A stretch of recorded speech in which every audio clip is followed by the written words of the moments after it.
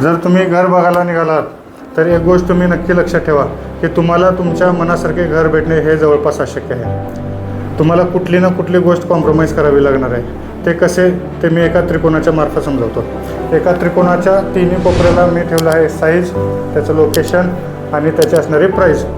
जर तुम्हाला आता ठरवायचं आहे की तुमची पहिली प्रायोरिटी काय आहे। जर तुमची पहिली प्रायोरिटी लोकेशन असेल आणि तुमचे जर बजेट फिक्स असेल तर तुम्हाला तुमची साईज कॉम्प्रोमाइज करावं लागणार आहे, साईज छोटी करावं लागणार आहे प्रॉपर्टीची।